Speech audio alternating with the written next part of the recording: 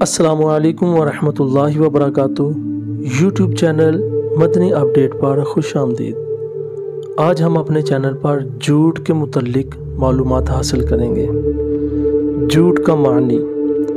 جھوٹ کے معنی ہے سچ کا الٹ۔ جھوٹ کی چند مثالیں۔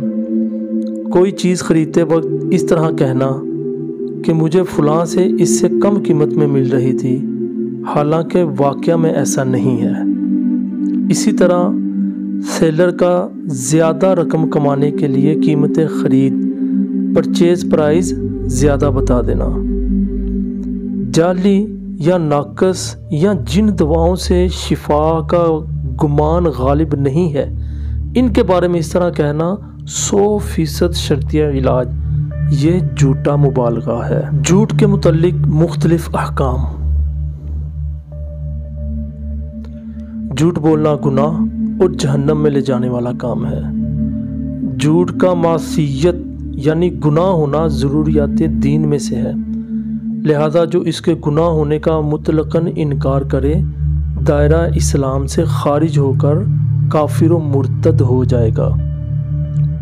یاد رہے 3 صورتوں میں جھوٹ بولنا جائز ہے، یعنی اس میں گناہ نہیں۔ 1 جنگ کی صورت میں کہ یہاں اپنے مقابل کو دھوکہ دینا جائز ہے۔ دوسری صورت یہ ہے کہ 2 مسلمانوں میں اختلاف ہے اور یہ ان دونوں میں صلح کرانا چاہتا ہے۔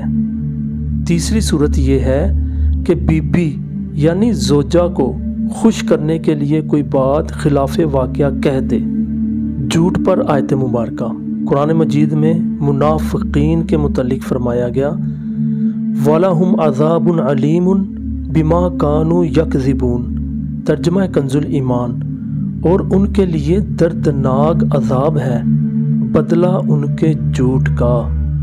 صدر الفاضل علامہ سید محمد نعیم الدین مراد آبادی رحمۃ اللہ تعالیٰ علیہ فرماتے ہیں، اس آیت سے ثابت ہوا کہ جھوٹ حرام ہے، اس پر عذاب علیم یعنی دردناک عذاب مرتب ہوتا ہے۔ فرمان مصطفیٰ صلی اللہ تعالیٰ علیہ وسلم، جھوٹ سے بچو کیونکہ جھوٹ گناہ کی طرف لے جاتا ہے اور گناہ جہنم کا راستہ دکھاتا ہے، اور آدمی برابر جھوٹ بولتا رہتا ہے اور جھوٹ بولنے کی کوشش کرتا ہے، یہاں تک کہ اللہ پاک کے نزدیک کذاب یعنی بہت بڑا جھوٹا لکھ دیا جاتا ہے۔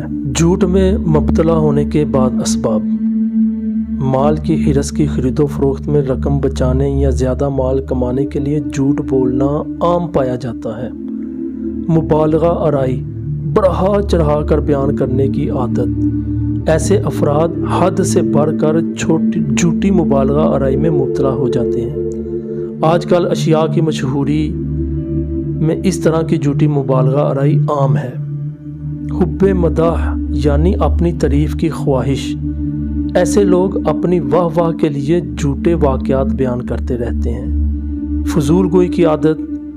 آج کل مروتاً جھوٹ بولنا بھی عام پایا جاتا ہے۔ مثلا کسی نے سوال کیا ہمارے گھر کا کھانا پسند آیا، تو مروت میں آ کر کہہ دیا جی بہت پسند آیا، حالانکہ واقعہ میں اس کو کھانا پسند نہیں آیا تھا، تو یہ بھی جھوٹ ہوگا۔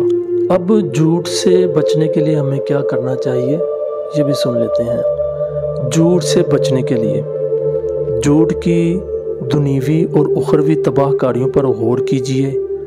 مثلا جھوٹے سے لوگ نفرت کرتے ہیں، اس پر سے اعتماد اٹھ جاتا ہے، جھوٹے پر لعنت کی گئی ہے، اور جھوٹا دوزخ میں کتے کی شکل میں بدل دیا جائے گا۔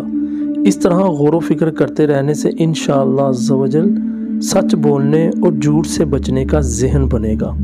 صرف ضرورت کی ہی بات کیجیے اور بے جا بولتے رہنے کی عادت سے چھٹکارا حاصل کیجیے۔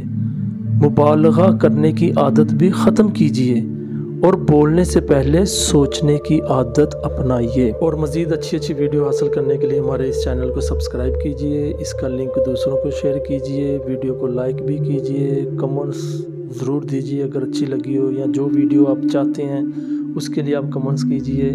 اور واٹس ایپ پر ہماری براڈ کاسٹ سروس جو مدنی اپڈیٹ کے نام سے چلتی ہے، اس میں بھی ضرور شامل ہو۔ السلام علیکم ورحمۃ اللہ وبرکاتہ۔